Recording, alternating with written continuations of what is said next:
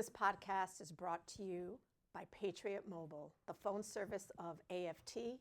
Use AFT for your first month free.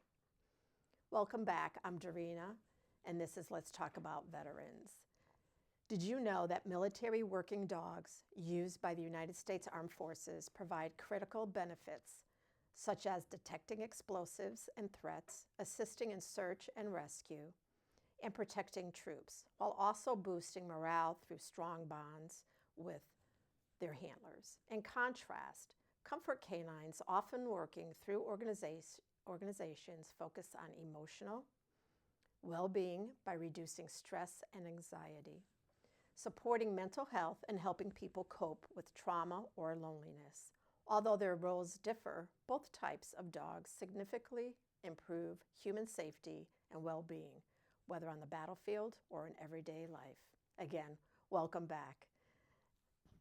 Today we'll be speaking to a Marine, a former police officer, works with Heroes and Hounds organization, and so much more. So now let's welcome my guest, Mark Rudewicz. So please tell me, how are you doing, Mark? Well, yeah, I'm doing well today. Thank you for having me. Well, thank you for being here. Well, absolutely, it's an important topic, and I'll give you a little of my background. Like you said, Yes.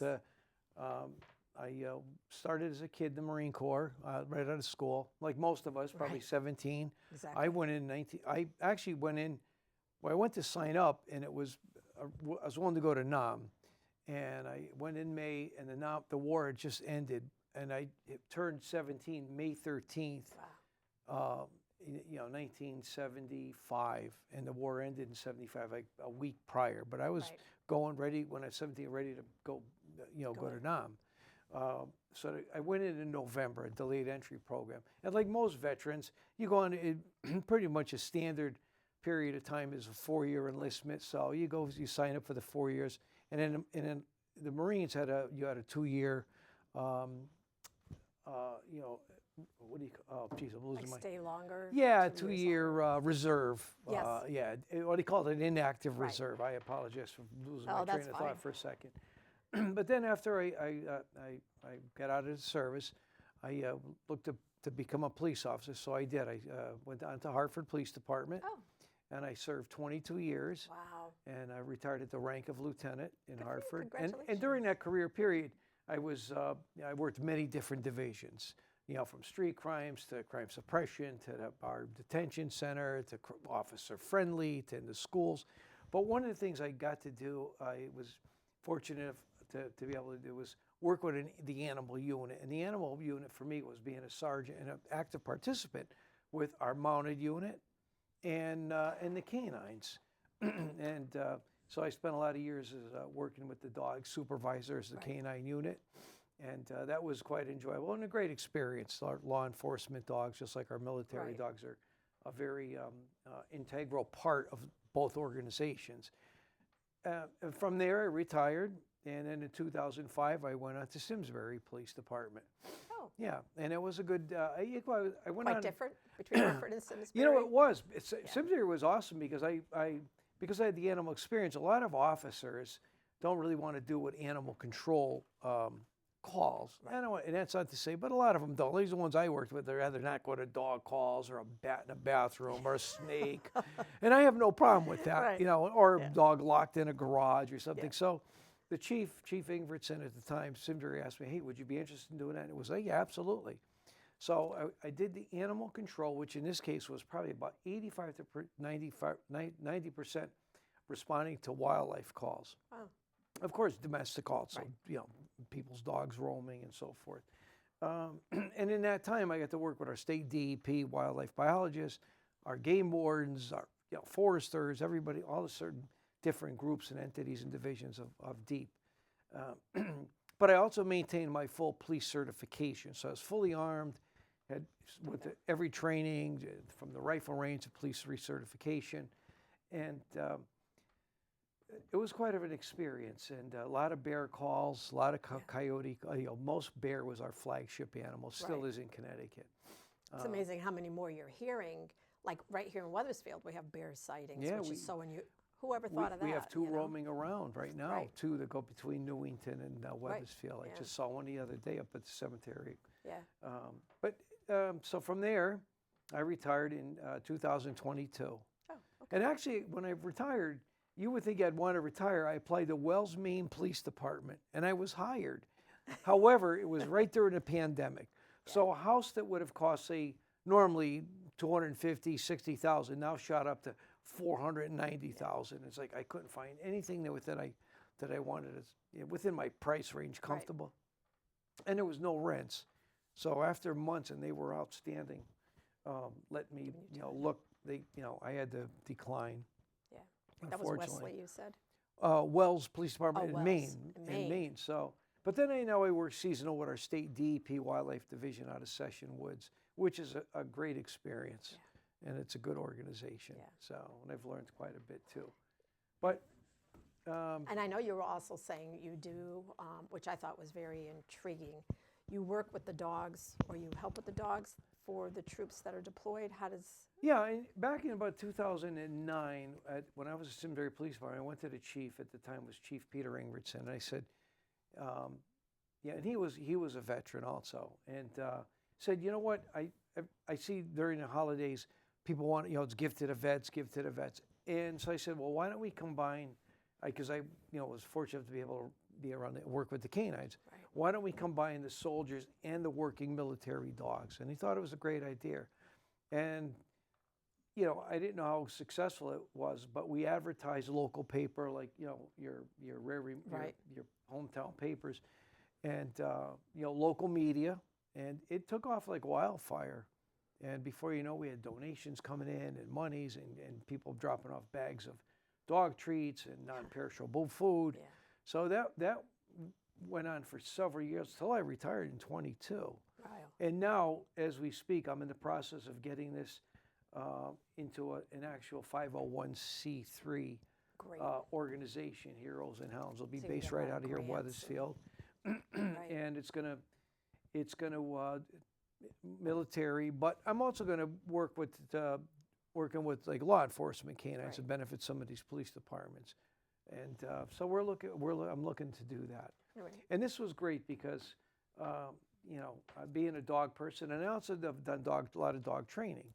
Right. Fidelco Guide Dog, Connecticut Humane Society. These are all a voluntary basis, and still around here helping people with their, from a puppy to some dog obedience problems, and some sport dog training. So.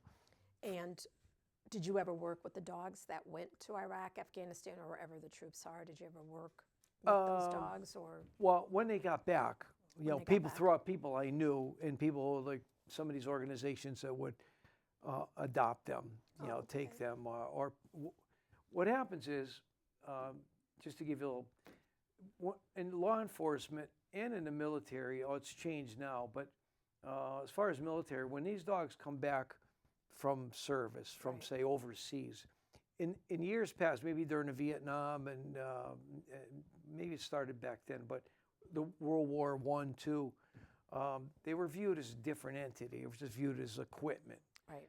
Now they're viewed as a part of the military, and that was due to, believe it, a young lady named Lisa Phillips out of Texas who worked with Senator Blumenthal, our Connecticut senator, and a senator out of North Carolina, I forget his name. She wrote all this information up, and they sponsored or co-sponsored this bill, and it got passed. So now all military dogs are brought back from wherever they are in the world serving. They're all brought back, and they're brought back basically the hub of military canine training, or at least finishing, is Lackland Air Force Base in Texas, in San Antonio. Okay. So they have to be brought back there, and then there's several organizations now that will adopt a dog. In the United States military will give these working dogs free to a good home.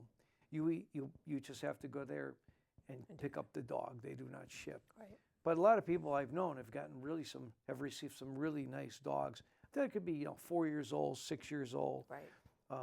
For a whole host of reasons. Some just when they're out in the field, just they shut down. Like they just, or some have there's PTSD. The for dogs too. Wow. Sure. We don't think about that. No, you don't. Yeah. But because when you think about the features and benefits of working canines, right, and when you're when you are in a base, especially your Afghanistan, Iraq, wherever you may be, Kuwait, and you're in a combat situation, when you leave that base, it's called outside the wire. Right. So when you go outside that base and you're with the canine unit, a lot of times you're out in front of the front. You're usually like on the ground, you're walking ahead, you're walking, you've got a couple maybe Marines or whatever, military soldiers or Marines flanking you, because you have to concentrate on that dog. So you're with the dog, and you have to be able to read that dog and have a great bond with that dog and rapport to read that body language. They'll give what's called a passive alert, and the dog will be out in the front, and they sent an IED, a cache of weapons. They do what's called a passive alert. They'll sit, and then you'll have your EOD folks come in and detonate that, remove it. But when you think about the beauty and the nose of these canines, they've saved so many countless American lives that have come in out of our alleys, and they've allowed several families to continue that may have never continued had you had not the nose of that canine to detect that roadside bomb, that improvised explosive device. Never thought about PTSD with the dogs. And they do, because boom, boom, boom, just like soldiers. Just, so it's like soldiers, and when I say soldiers, I put that in a generic term. It's Navy, Air Marines, Force, everybody. Coast Guard, Marines, Well, look at Army. dogs even with thunder. Sure. They have a hard time. Sure. So imagine. Yeah, imagine bang, boom, boom, boom, boom, constant. And then even if you're in your, Humvee, or it's called an MRAP or something, you hear ping, ping, ping. You're getting hit by these, your gunfire. So absolutely.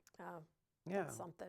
It's a great, it's a great benefit, and they're a great force multiplier too, because whether you're stopping some people out in the field, and whether you're in Afghanistan, Iraq, or in law enforcement, when you in law enforcement, you'll find some folks aren't afraid of the police. They're willing to fight 2 or 3 cops. When you pull up with that blocky head, so I'll use the dog, German Shepherd, or a Belgian Malinois, and he starts sticking his head out the window, it's amazing how fast people get compliant. Like, okay, I'm not going to run. I'll put my hands on the car. Same if you're in Afghanistan or Iraq, if you're stopping somebody to question or looking for some ID or answers, and then if they were thinking about running or doing anything, with the mere presence of the dog, de-escalates a lot of potential problems. Right. And I know, comfort dogs, we call them comfort dogs. Do they feel the same way when they're over in Iraq? Or is it helping the troops there by having this dog there? A little bit of home, a little bit, do you find it helping the troops also by having that dog by their side? Yeah, absolutely. Because, when it's outside the base and it's performing its job, it's game on. Right. But once it's inside the base, and it's inside it's barracks with other soldiers, then it can in most cases, a lot of times, or most cases, it resorts to being a dog. They walk around, people get to pet it, and for the soldiers, most people have dogs. Most people are very fond of animals, and particularly dogs. So it puts them that much closer to home. They can relate to it, like, oh, geez, I miss Sam, or I miss Daisy, So absolutely, but it does reduce your blood pressure. It does brighten your spirits a little to play with an animal. They're innocent. It puts you that much closer to home. Just like the care packages. Exactly. We send stuff with personal letters addressed to people personally, like say this Navy SEAL here, and his name was Bryce Hawkins. Yeah, and if you can't see, he has. You're not going to be able to see that really good in this shot, but she'll bring it into you. This is a book and just some of the thank you letters and cards that I've received over the several past years. It's just amazing to see. Different soldiers and Marines and pictures of the dogs. This is Camp Pendleton, a Marine Corps base, California. Platoons. This was out in Helmand Province. Nice. This is out way, So. It says because you're also getting the thank you letters. Right, because they take pictures of them with the care packages. And these folks are. Think about it, they're 5,000-6,000 miles maybe higher from home. Exactly. So they receive that part. And every care package receives the soldier, the handler, and the dog. So, and we make it too gender specific. There's there's a lot of women out there, a lot of young ladies that are canine handlers, that are canine kennel masters, that are a lot of your veterinary corps. So we get the comfort items that women need specifically too. But it's addressed that each individual person here gets their own package. But it's got non-perishable food. It's got peanuts. It's got coffee. They may need socks. They need whatever games, Sudoku books. Beef jerky. Candy. All stuff that we can ship over, and chocolate bar, candy. So, and then for the dogs, we make sure they get like nyla bones, Kongs, all kinds of things they could chew and decompress. Right. That's a way of decompression. It's a comfort item for the dogs. Be able to chew and release that stress. They need it too. And some kind of games if they need a vest, dog beds, crates. We've sent roughly 3,000 care packages during the conflict all over Iraq and Afghanistan and into Kuwait. And I've sent stuff local too, some bases here overseas, some into Hawaii, some to bases in the lower 48, but send them over to Poland. We have bases all over, especially a lot of our Navy. Our Navy, like the Fifth Fleet, I sent and I think it was if I remember correctly, Guam. Yeah. Or Bahrain, was it? Bahrain, I think, was a Navy Fifth Fleet, and we sent. I used to send quite a bit of stuff there. That's great. And you're going to be doing.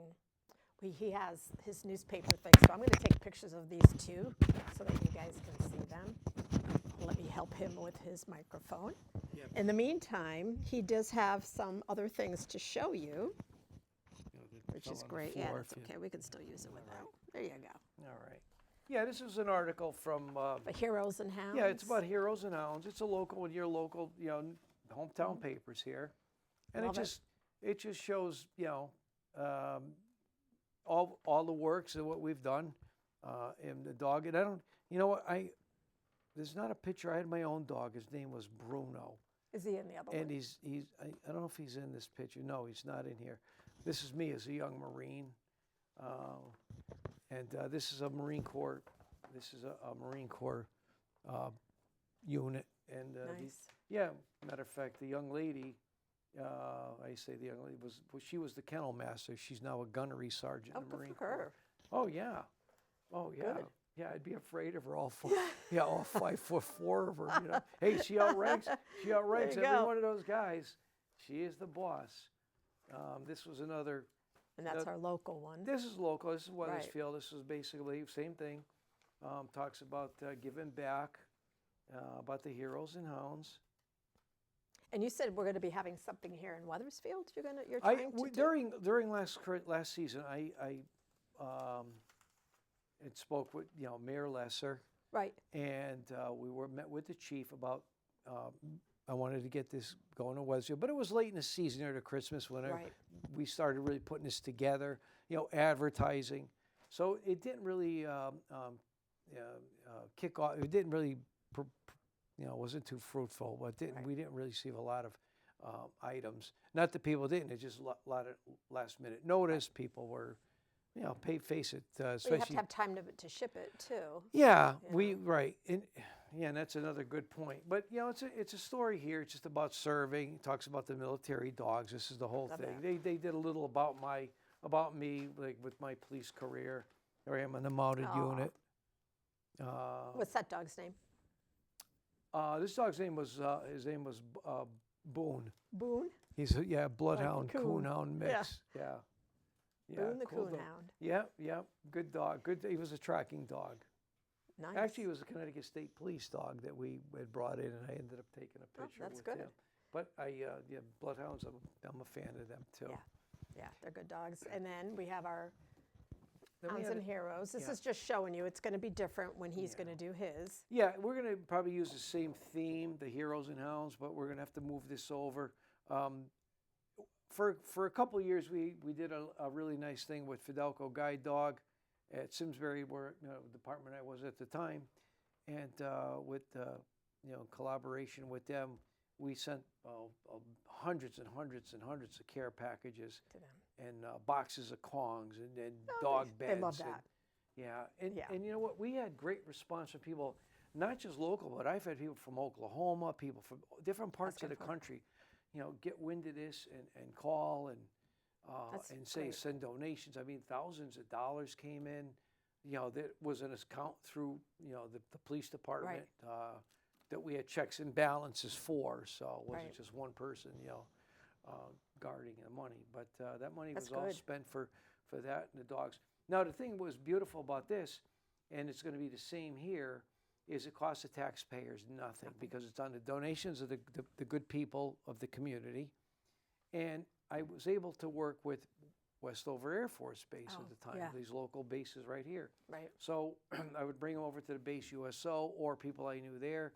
And at the time, they would put them on a C-17 Globemaster, C-5, wherever it was going. And they would do the transport and piggyback it to where the base had to go. Oh, that's So good. it didn't cost us anything in shipping because, each care package probably now is about, I imagine, $15, $20. Yeah. Times I remember when you're sending the sending- care packages to my boys when they were in Yeah, Iraq. when you're it's, sending 200 of yeah, them, forget it's it. quite a You don't bit. want all the money to go so towards that. it's but we not one dime went on postage.